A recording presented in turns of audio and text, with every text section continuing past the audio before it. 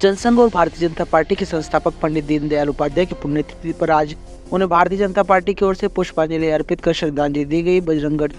घाटी पर स्थित पंडित दीनदयाल स्मारक पर आयोजित पुष्पांजलि कार्यक्रम में विधायक अनिता पटेल के साथ ही अजमेर शहर भाजपा अध्यक्ष रमेश सोनी, अन्य पदाधिकारी और प्रतिनिधि शामिल हुए। इस मौके पर विधायक अनिता पटेल ने कहा कि पंडित दीनदयाल उपाध्याय जनसंघ के संस्थापक थे और उनके ही मार्गदर्शन में पार्टी आगे बढ़ी और फिर भारतीय जनता पार्टी की स्थापना हुई और आज उनके रास्ते पर चलते हुए केंद्र में बीजेपी की सरकार और बीजेपी राष्ट्र ही नहीं विश्व में सबसे बड़ी पार्टी बनकर खड़ी हुई है। अंत्योदय का ध्यान रखते हुए ये पार्टी सबका साथ सबका विकास के साथ आगे बढ़ रही है और हर व्यक्ति को राहत पहुंचाने का प्रयास कर रही है। ऐसे शख्सियत को सभी नमन करते हैं और उनके मार्गदर्शन के साथ ही उनके विचार और उद्देश्यों को जन जन तक पहुंचाया जा रहा है। आज पंडित दीनदयाल उपाध्याय जी जो भारतीय जनसंघ के संस्थापक रहे हैं, आज 11 फरवरी को उनकी पुण्यतिथि है। आज ही के दिन मुगलसराय स्टेशन पर बहुत ही आश्चर्यजनक परिस्थिति में आपका शत विकसित शव वहाँ पर मिला था।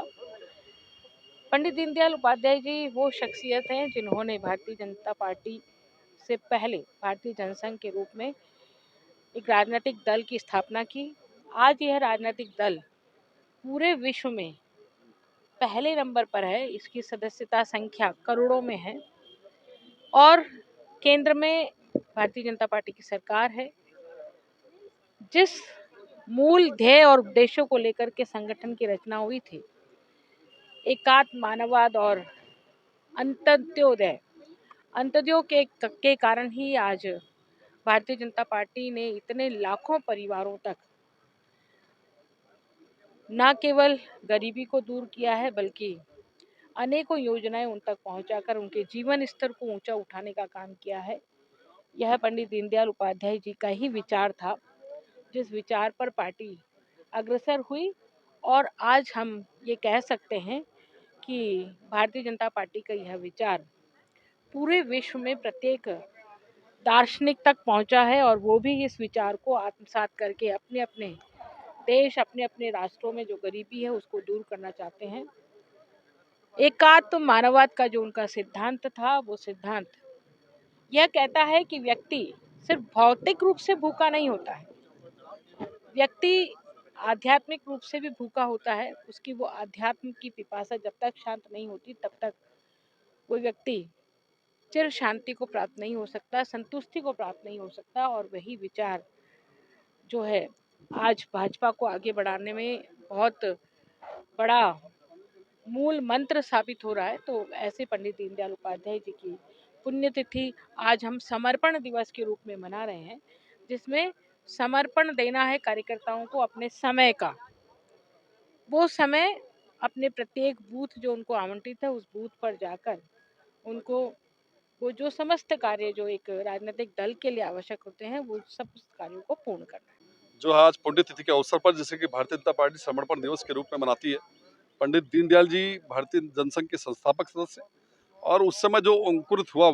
जो बीज आज भारतीय जनता पार्टी के एक विशाल वटवृक्ष के रूप में जिस प्रकार से स्थापित है और पंडित दीनदयाल जी का जीवन, व्यक्तित्व एवं कृतित्व हम सब कार्यकर्ताओं के लिए एक बहुत ही प्रेरणादायी प्रकाश पुंज है। और निश्चित रूप से जिस प्रकार के उन्होंने विचार और जो पार्टी को दिए, पार्टी के देश को दिए, आज हम बात करें चाहे एकात्म मानववाद के दर्शन की, तो जिस प्रकार से व्यक्ति से लेकर के समष्टि तक का जो एक सिद्धांत उन्होंने दिया और उन्होंने कहा कि व्यक्ति का समाज और समाज परिवार के साथ समाज, समाज के साथ पूरे राष्ट्र के बाद जो ब्रह्मांड है उसके साथ अगर उसकी सांघिकता रहेगी तो निश्चित रूप से व्यक्ति का उत्थान होगा। और इसी प्रकार से जो अंत्योदय योजना का उन्होंने हम सबको एक